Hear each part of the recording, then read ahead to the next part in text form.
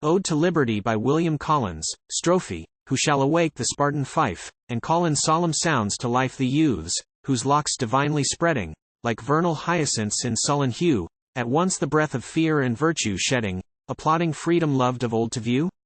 What new Alcćus, fancy-blest, shall sing the sword, in myrtles doctorest, at wisdom's shrine a while? Its flame concealing, what place so fit to seal a deed renowned? Till she her brightest lightnings round revealing, it leaped in glory forth, and dealt her prompted wound.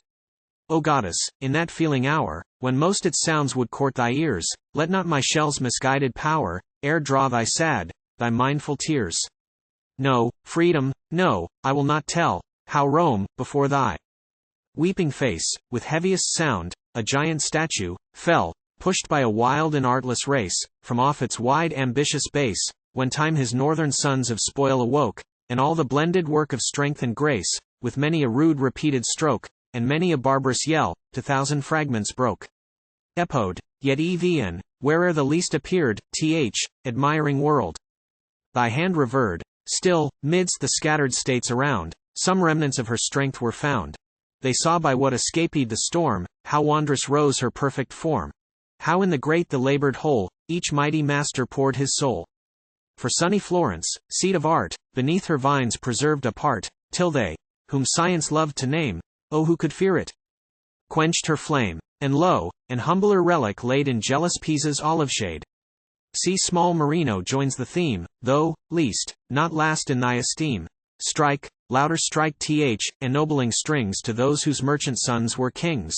To him, who decked with pearly pride, in Adria weds his green-haired bride. Hail port of glory, wealth, and pleasure, ne'er let me change this Lydian measure, nor e'er her former pride relate, to sad Liguria's bleeding state. Ah no, more pleased thy haunts I seek, on wild Helvetia's mountains bleak, where, when the favored of thy choice, the daring archer heard thy voice, forth from his airy roost in dread, the ravening eagle northward fled. Or dwell in willowed meads more near, with those to whom thy stork is dear. Those whom the rod of Alva brewest, whose crown a British queen refused. The magic works, thou feel'st the strains, one holier name alone remains. The perfect spell shall then avail. Hail nymph, adored by Britain, hail. Antistrophe, beyond the measure vast of thought, the works, the wizard time has wrought. The Gaul, 'tis held of antique story, saw Britain linked to his now adverse strand, no sea between, nor cliff sublime and hoary. He passed with unwet feet through all our land. To the blown Baltic then, they say, the wild waves found another way, where Orcus howls, his wolfish mountains rounding, till all the banded west at once gone rise, a wide wild storm even nature's self-confounding, withering her giant sons with strange uncouth surprise. This pillared earth so firm and wide, by winds and inward labors torn, in thunder's dread was pushed aside, and down the shouldering billows borne. And see, like gems, her laughing train, the little isles on every side, Mona, once hid from those who search the main, where thousand elfin shapes abide, and white who checks the westering tide, for thee consenting heaven has each bestowed a fair attendant on her sovereign pride. To thee this blessed divorce she owed, for thou hast made her vales thy loved, thy last abode. Second Epode, then too, 'tis said, an hoary pile, midst the green navel of our isle, thy shrine in some religious wood, O soul-enforcing goddess, stood.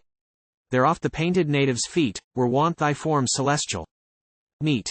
Though, now with hopeless toil we trace time's backward rolls, to find its place, whether the fiery tressed Dane, or Roman self-o'erturned the fane, or in what heaven-left age it fell, 'twere hard for modern song to tell. Yet still, if truth those beams infuse, which guide at once, and charm the muse, beyond yon braided clouds that lie, paving the light embroidered sky.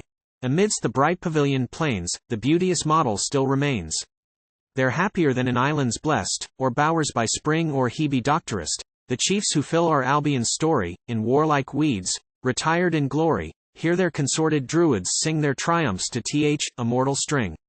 How may the poet now unfold what never tongue or numbers told? How learn, delighted, and amazed, what hands unknown that fabric raced? And now before his favored eyes, in Gothic pride it seems to rise. Yet Gersha's graceful orders join, majestic throw, the mixed design. The secret builder knew to choose, each sphere found gem of richest hues, whiche'er heaven's purer mold contains, when nearer suns emblaze its veins, there on the walls the patriot's sight, may ever hang with fresh delight, and, graved with some prophetic rage, read Albion's fame through every age. Ye forms divine, ye laureate band, that near her inmost altar stand. Now soothe her, to her blissful train blithe Concord's social form to gain. Concord, whose myrtle wand can steep even anger's bloodshot eyes in sleep, before whose breathing bosoms bomb, rage drops his steel, and storms grow clam. Her let our sires and matrons whore welcome to Britain's ravaged shore. Our youths, enamored of the fair, play with the tangles of her hair, till in one loud applauding sound, the nations shout to her around, "Oh how supremely art thou blessed, thou, lady, thou shalt rule the West."